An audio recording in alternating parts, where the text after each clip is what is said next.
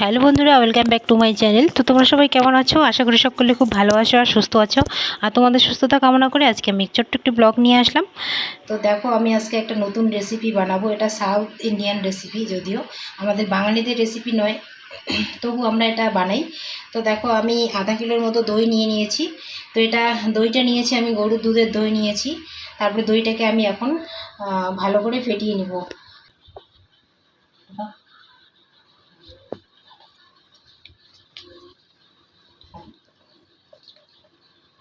এইভাবে আমি এটাকে 2-3 মিনিট ফাটিয়ে নিব। এইভাবে ঘেটে তারপর রেখে দেব। বেশিক্ষণ এটাকে ঘাটা যাবে না, নাহলে দইটা হয়ে যাবে, খারাপ হয়ে যাবে। আর এই রেসিপিটা বানার জন্য আমি উপকরণ নিয়ে নিলাম।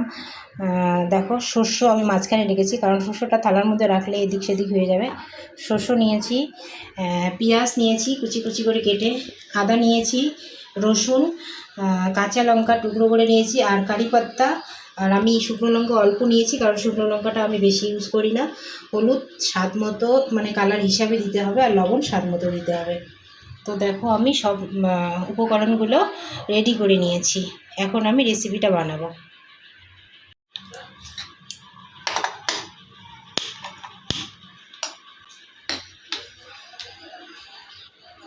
তো বন্ধুরা দেখো, আমি কড়াই বসিয়ে দিয়েছি। এখন কড়াইটা গরম হওয়ার অপেক্ষা। আমি সর্ষের তেল দিয়ে দিলাম, কারণ আমি সর্ষের তেলটা ইউজ করেছি। যে যেরকম খাও সে সেরকম হিসাবে ব্যবহার করবে। আর তেলটা নিজের পরিমাণ মতো দিয়ে দিবে সবাই। আমার কড়াই গরম হয়ে গেছে। আমি ফার্স্ট দিয়ে দিব শুকনো লঙ্কাটা, কারণ শুকনো লঙ্কাটা একটু কালো হলে দেখতে ভালো লাগে।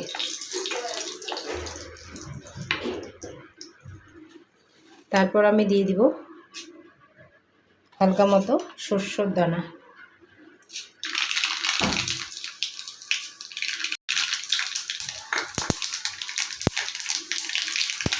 তারপর দিয়ে দিব কারি পাত্তা। তারপর দিয়ে দিব আমি এই রসুনগুলো।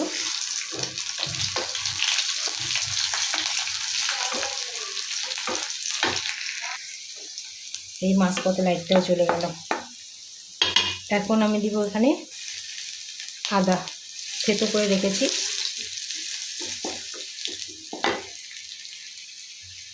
তারপর দিয়ে দেবো পেঁয়াজ। পেঁয়াজটা আমি হালকা মতো ভাজবো, বেশি ভাজা যাবে না। পেঁয়াজটা লাল যেন হয় না, পেঁয়াজটা লাল হলে ভালো লাগবে না। তারপর এখানে দিয়ে দিব আমি কাঁচা লঙ্কা টুকরো করে রাখছি।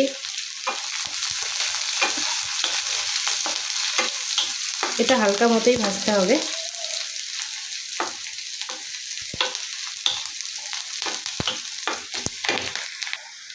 পেঁয়াজটা আমার হালকা মতো ভাজা হয়ে গেছে।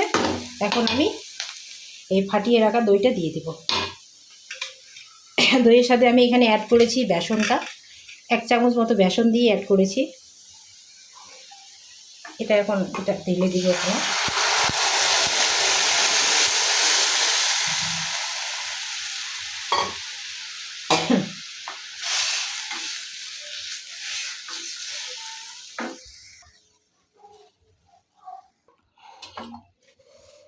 এখানে আমি হলুদ পরিমাণ মতো দিব আমার কালার হিসাবে।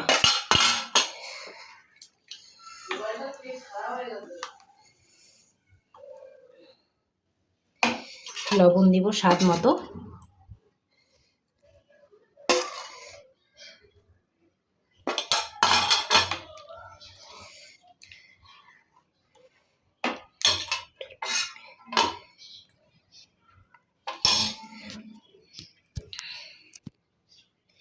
কেউ যদি চাও তাহলে এই হলুদটা আগেও দিয়ে ভাজতে পারো, ভাজার সময়ও দেওয়া যায় এই হলুদটা। এটা এরকম করে নাড়তে থাকতে হবে, কারণ এটা বন্ধ করা যাবে না নাড়াটা। এইভাবে নাড়তে হবে, এমনি ছাড়া যাবে না এটাকে।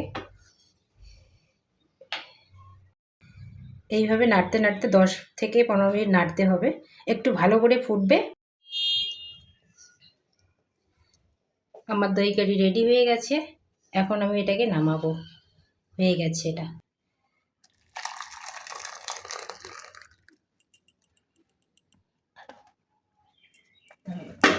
ফাইনালি আমার দই কারি রেডি হয়ে গেছে।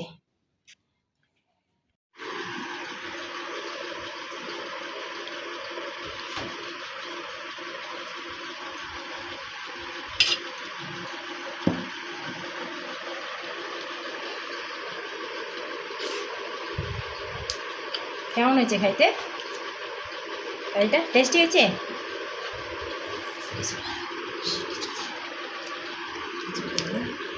সেই টেস্ট হচ্ছে। পেটের জন্য খুব ভালো এটা করে, গরমে না।